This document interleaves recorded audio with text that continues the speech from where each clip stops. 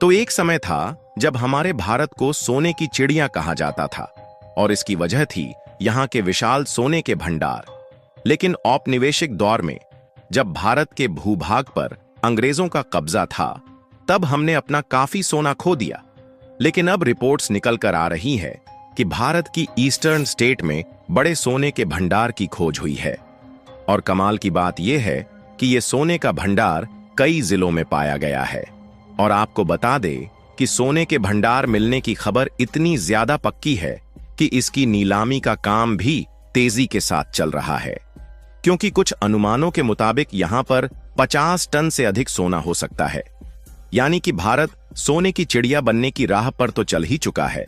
लेकिन इसके साथ साथ हमारा सबसे बड़ा फायदा यह है कि अभी तक हम जो स्विट्जरलैंड और यूएई जैसे देशों से सोना खरीदकर अपने देश में लाते थे, अब हमें उन देशों से नहीं खरीदना पड़ेगा, जिससे भारत में सोने की कीमतें जो आसमान छू रही है, यह कीमतें और भी ज्यादा सस्ती हो सकती हैं।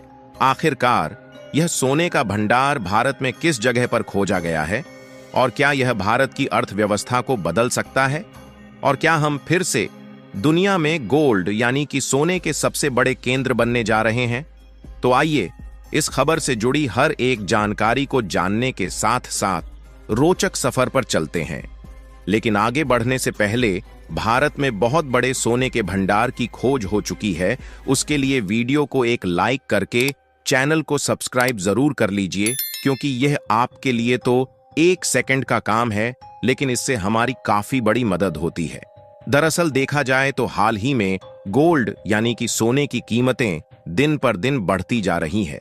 लेकिन अगर पूछा जाए कि ऐसा क्यों हो रहा है, तो इसके अनेकों कारण है। लेकिन इसका जो सबसे बड़ा कारण है वह यह है कि फिलहाल के समय में कई देशों के बीच का आपसी तनाव बढ़ता जा रहा है और कुछ देशों में तो पिछले कई सालों से लगातार युद्ध चल रहा है। लेकिन इसी बीच अमेरिका में ट्रंप के आने के बाद अलग अलग देशों के प्रोडक्ट पर टैरिफ और इंपोर्ट ड्यूटी लगाना शुरू किया है। इसके बाद हथियारों से नहीं बल्कि व्यापार से चलने वाला ट्रेड वॉर शुरू हो गया और नतीजतन दुनिया भर के बाजार का माहौल और भी ज्यादा गर्म हो चुका है, जिसके कारण हम देख रहे हैं कि भारतीय रुपया हो या फिर ईरान का रियाल हो या फिर वियतनाम, इंडोनेशिया और तुर्की जैसे देशों की ही करेंसीज क्यों ना हो, यह सब लगातार नीचे की ओर जा रही है। यहां तक कि डॉलर की भी स्थितियां बहुत ही ज्यादा खराब चल रही हैं। इसके अलावा कई बड़ी अर्थव्यवस्था वाले देशों की भी मुद्राएं डूब रही हैं। इसलिए हो यह रहा है कि विदेशी इन्वेस्टर हो या फिर विदेश की बड़ी बड़ी बैंक, यह सब अपना पैसा सोने में लगा रहे हैं और सोने को तेजी के साथ खरीद रहे हैं, क्योंकि सोने को सबसे सुरक्षित इन्वेस्टमेंट माना जाता है और सोने में लगाया गया पैसा कभी डूबता नहीं है। इसी कारण माहौल कुछ ऐसा बन गया है कि सोने की डिमांड बढ़ गई है, जिसके कारण इसकी कीमत दिन पर दिन आसमान की ऊंचाइयों की ओर जा रही है। और इसी बीच भारत भी लपेटा जा रहा है, क्योंकि भारत भी दूसरे देशों से सोना खरीदने पर डिपेंडेंट है। और यह बात हम सभी जानते हैं कि कभी भारत को सोने की चिड़िया कहा जाता था और उसकी वजह थी यहाँ के समृद्ध खजाने और विशाल सोने के भंडार। लेकिन औपनिवेशिक काल में अंग्रेजों और दूसरे विदेशी आक्रांताओं ने भारत का बहुमूल्य सोना लूट लिया। पर अब कहानी एक नया मोड़ ले रही है, क्योंकि ओडिशा में गोल्ड के भंडारों की खोज के प्रयास 2023 से चल रहे थे। भारतीय भूवैज्ञानिक सर्वेक्षण यानी जीएसआई और ओडिशा के भूविज्ञान निदेशालय ने 2023 में देवगढ़, क्योंझर और मयूरभंज जिलों में सोने के भंडारों की पहचान की थी। लेकिन इसका कंफर्मेशन अभी तक नहीं था कि यहां पर वाकई में सोने के भंडार मौजूद हैं या फिर नहीं। हालांकि जियोलॉजिकल सर्वे इसके बाद भी जारी रहा। लेकिन अब 2 सालों की मेहनत के बाद यह बात कंफर्म होती हुई देखी जा रही है कि भारत के उड़ीसा में बड़े सोने के भंडार पाए गए हैं।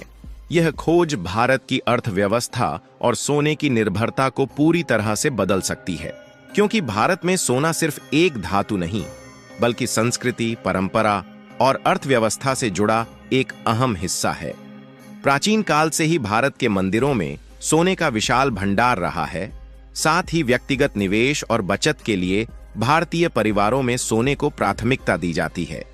फिलहाल ताजा रिपोर्ट के अनुसार ओडिशा के सुंदरगढ़, नबरंगपुर, अंगुल और कोरापुट जिलों में बड़े सोने के भंडार मिले हैं।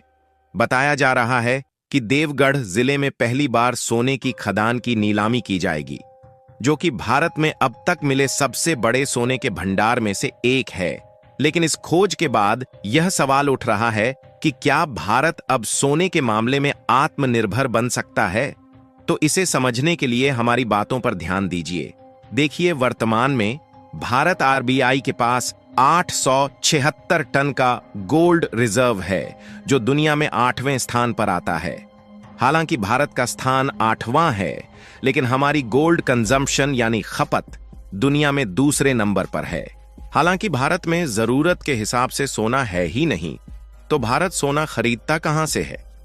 उसके लिए आप इस चार्ट को देखिए कि भारत स्विट्जरलैंड से 40%, यूएई से 15%, दक्षिण अफ्रीका से 10% और बाकी के कुछ देशों से थोड़े बहुत सोना को इंपोर्ट करता है।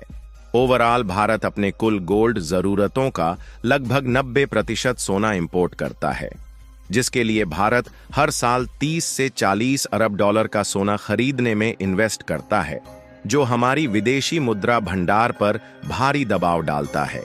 लेकिन अगर ओडिशा में मिला सोना सही से उपयोग किया जाए तो यह स्थिति पूरी तरह बदल सकती है।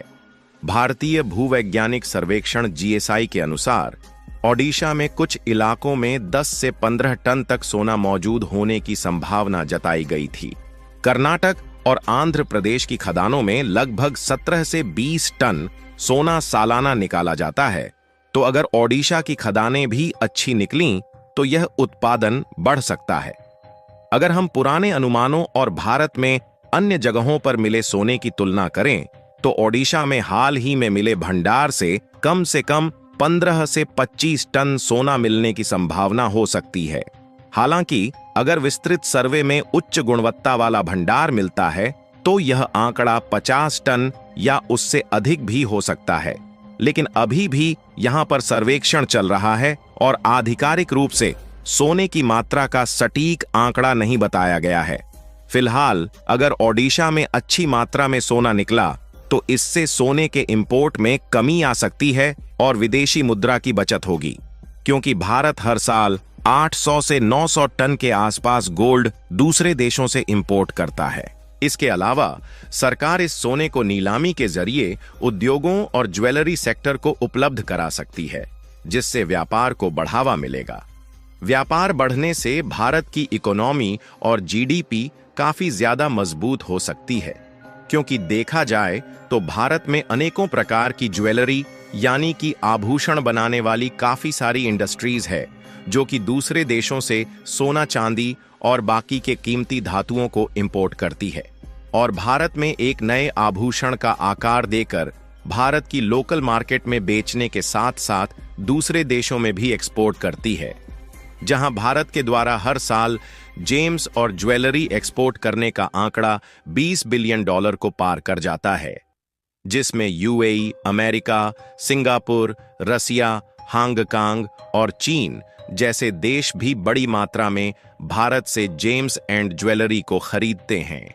अगर भारत सही मात्रा में सोने को निकाल पाता है तो इसका प्रोडक्शन बढ़ने से भारत में न सिर्फ सोना सस्ता हो सकता है, बल्कि इसके इस्तेमाल से बनने वाले आभूषणों को दूसरे देशों में एक्सपोर्ट करके अपनी इकोनॉमी और जीडीपी को हम और भी ज्यादा बढ़ा सकते हैं।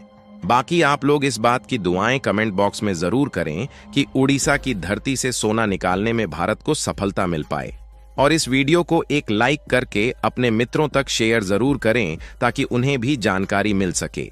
इसी तरह और भी नॉलेजेबल वीडियो देखने के लिए चैनल को सब्सक्राइब करके बेल आइकन को ऑल पर जरूर सेलेक्ट करें। जय श्री राम।